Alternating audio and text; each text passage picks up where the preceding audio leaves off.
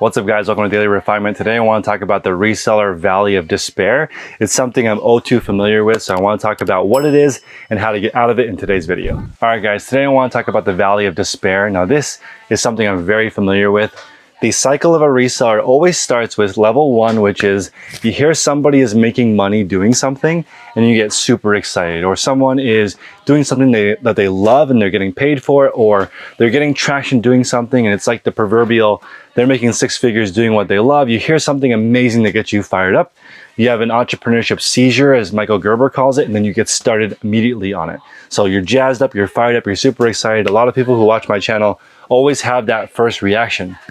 Then level 2, you fall from that into like a deep reseller depression because you find out that they didn't just make that money overnight, or there's a lot of steps involved to actually make that money. So like, yes, you can sell a CD, DVD player for $100 profit, no problem, but you have to learn how to test it, grade it, find a box for it. You have to learn which ones sell and which ones don't. You have to learn how to list it properly with the right title, with the right pictures. There's a lot that goes into every single listing. At that point, resellers in level number 2, they're getting pretty depressed and worried about, is this really even worth it? And then they finally hit rock bottom, which is stage number 3, which is the valley of despair. And I can tell you for sure, this happens at every single level of reseller. It doesn't just happen to beginners. For me personally, I've been in a deep valley of despair for like 2 months right now because I actually watched the video that Tech and Sports showed me of his operation, and he's been doing this a lot longer than me and been doing it at a high level a lot longer than me, and it made me really depressed, honestly, because my system is so inefficient. So I basically redid my entire warehouse. We're sitting in the pallet rack section of my warehouse, which is for storage only. So in this area, all of the items are either listed or about to be listed in what we call a queue. So this behind me, this right here, believe it or not, all of those are bad buys. They do not meet my criteria of $20 profit in 90 days or less, which is my goal. Those items don't qualify, so they're up on the chopping block. Every single day, I'm gonna do my best to grab 1 or 2 boxes and sell it throughout my day. And in about 1 month, this death pile will be gone. Although it's not really a death pile, I call it a listing queue because every single day I'm selling 2 boxes at least, and then in about a month or so, this will be empty. Everything else in here is sorted by what it is, and I know exactly when I'm gonna be running it in my shows on whatnot.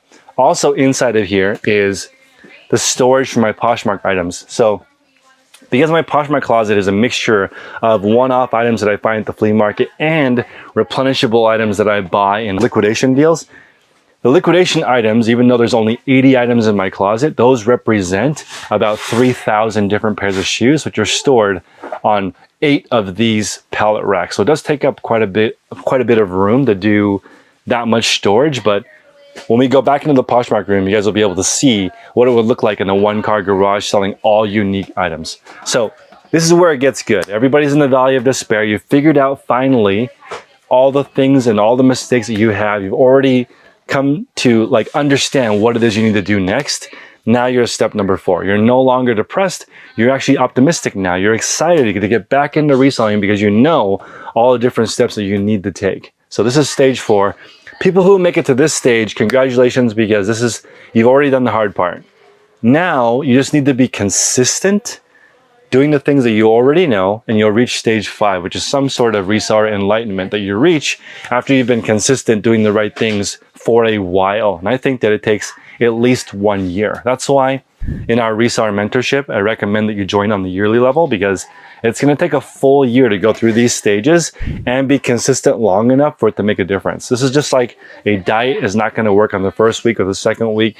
A exercise routine is not going to work on the first or second week. No niche that you start will immediately start gaining traction.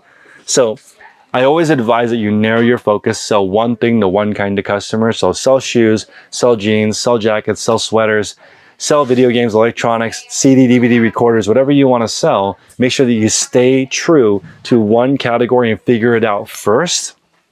And then you'll start leveraging that knowledge by adding on another thing that you know how to sell, another thing that you know how to sell, another thing that you know how to sell. And over time, that leverage means you're going to one thrift store and pulling out 3 to 4 great items instead of 1 or 2.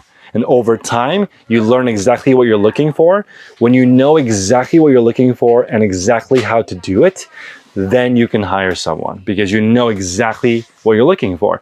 That's why at this stage in my career, there are people bringing me things that already match my metrics. You could be a buyer for me too, because you know that I'm looking for items to sell for $20 profit or more in 90 days or less that I can buy for $20 or less. I want to double my money or more in 90 days or less in my current model. So now everybody knows that. They know the volume I do. It's easier for me to buy. This visually is also the amount of stuff that I can buy and still list within 90 days. So I don't want my storage capacity to ever exceed these 2 rows, because these 2 rows are all the storage that I'm going to have. So I'm not going to add more. The rest of my space, believe it or not, is starting to empty out, and I'm going to leave it that way. I actually want more than 50% of the space in my warehouse to be completely empty. So I am now officially in stage 4. I haven't been doing it long enough to really see what it's like on this commercial level of doing it, but I know what I need to do. So I'm feeling a little bit better. I'm no longer depressed. I'm no longer in the valley of despair. With my Whatnot stream that you guys can hear in the background, I haven't been in that valley of despair for a while because I've been doing that show consistently for over 6 months now. That show has been pretty much the same series over and over and over again, just different products. The storage part is all brand new though. I just barely put this together a week ago. So I'm still learning all the ins and outs and setting it all up and making sure everything is set up. But you can see there's a lot more room in the row. And I just want to make sure that everything is comfortable, within reach, nothing gets in the way. People can comfortably walk by each other. I can roll a pallet up and down this aisle super easily. I can come in and turn it. The way these pallets are set up, these pallet racks are set up, I can store one pallet underneath it. Or if I want to, take the pallet apart, put it in the boxes, it stores a lot more. But again, this area right here is only going to be for storage.